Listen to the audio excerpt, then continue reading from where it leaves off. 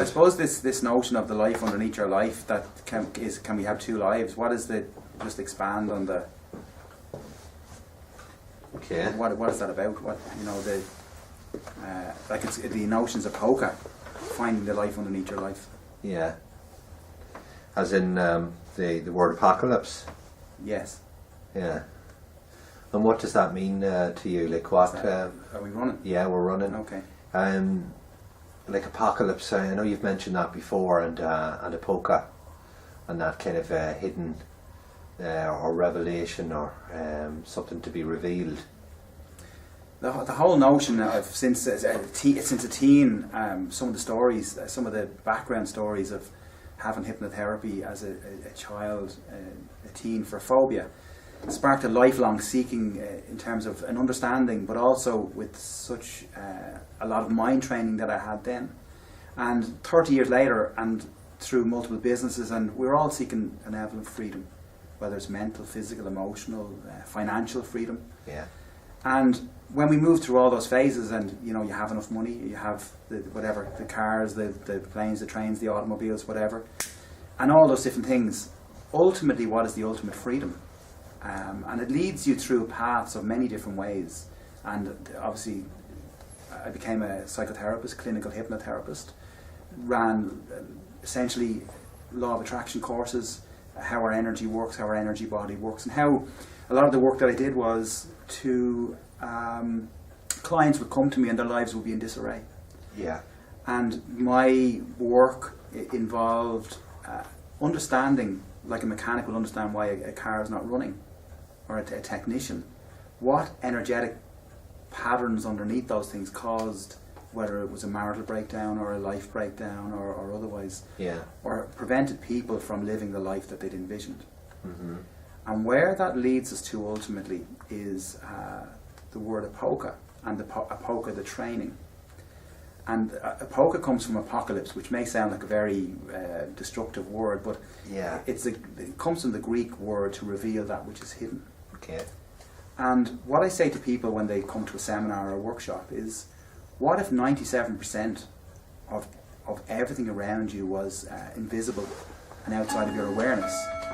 Now you might say, well, there are things maybe that you don't want to see. Mm-hmm. What if your ideal partner, what if your ideal life path, what if everything you ever wanted is literally already here and all around you, but you're unable to see because of a lack of knowledge and understanding of how our energy works, of how our mind works, and how literally we are reality generators and creators. Mm-hmm. So Apoca, the training, was born from that, in which I teach people in a very interactive, flowing way, in 5 to 7 day seminars in some of the most beautiful places in the world, how people can take time out of their lives and understand literally how it is their lives are constructed around them.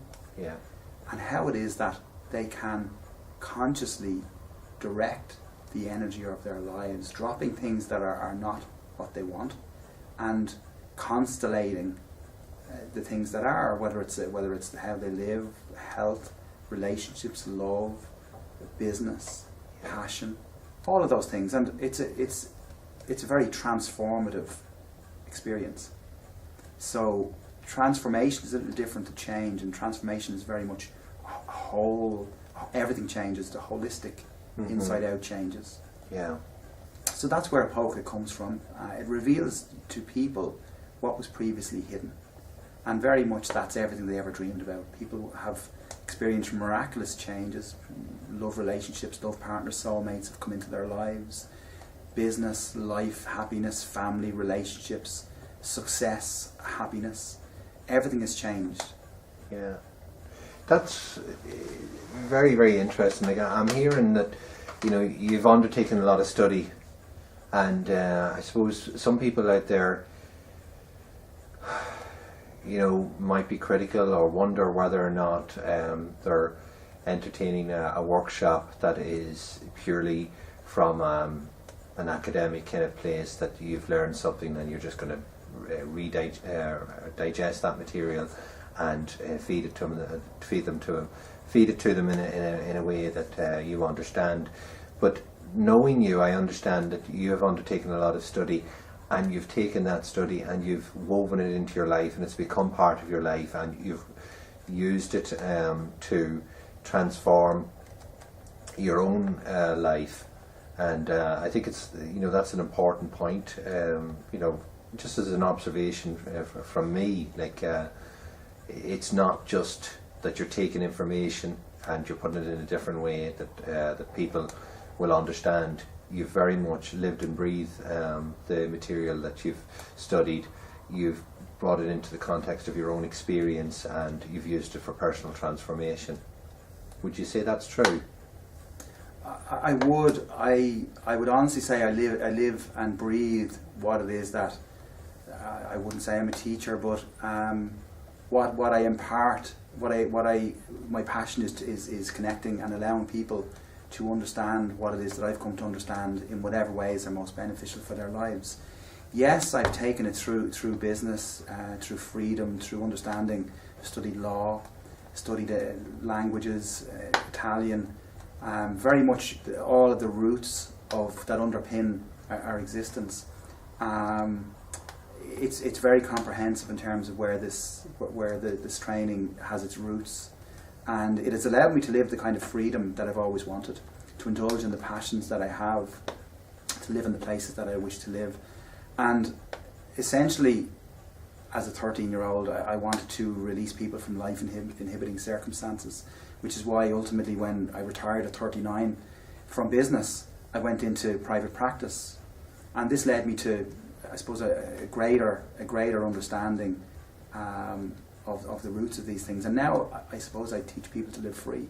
Mm-hmm. And the worst, I suppose the worst scenario that I could ever imagine was getting to a place of passing from this world or death and realising that I'd never lived, or that my life had been in another room and that I actually had lived and died without ever having lived.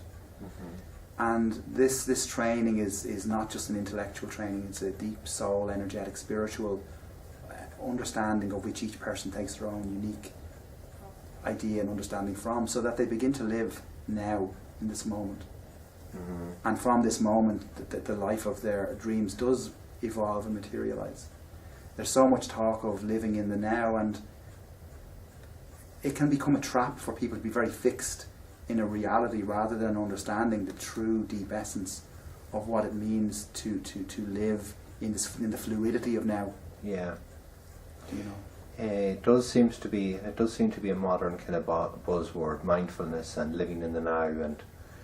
And when you poll certain people on that particular topic, and you ask them, like, what is mindfulness, what is living from the present, they're able to articulate and explain it very well. And I know through our exploration of this particular topic, you've talked a lot about freeing yourself from things that would hold you in your past, or make you jump out of the present and want to live in the future.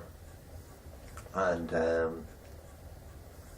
how does that kind of weave into Apoca? Essentially, the Apoca, the training, and the forthcoming book, essentially is finding the life underneath your life. Mm-hmm. And if essentially we imagine a stream that's running underground, and our true authentic life, who we are and all that was meant for us, is still there. It's never gone away. It's running as an underground stream. Yeah. And at some point at 12 or 13 or otherwise, we evacuated from who we were, and we kind of like a train went into a sidetrack, and we've lived in this parallel life which seems real, satisfies all those things, but ultimately is unsatisfying. Mm-hmm. And at a deep place we know that there's something more. Yeah. And what I bring to people in their experience of the Apoca, the training, the seminars in the various different locations, is a reconnection to them, to their deepest selves, coming home to the life underneath their lives. And intrinsically people know it because it feels so good, and instantly people's lives change in most dramatic ways oftentimes. Yeah. By very much reconnecting to this life underneath your life. Mm. And it's quite a profound change. It's often an imperceptible change. Mm-hmm. But it really we were great. Our minds are movie generators, and we're really living in this movie of our lives. And you can imagine when you're in the cinema, you get engrossed in the movie. But when you finish the movie, it's been an enjoyable experience, and we step back out again. Yeah. And we walk out of the cinema, and we're into the air, and we feel the air on our skin, and we smell the smells and feel the feelings and all those things. But what if our lives were the cinema, that we never left the cinema, and we believed that that was all there was? And that's essentially how we live. Yeah. And we live and die, and often never realise that there's anything outside of what we perceive to be the extent of our world. Yeah. And that to me is one of the biggest tragedies that we could have lived, yet never lived. Mm.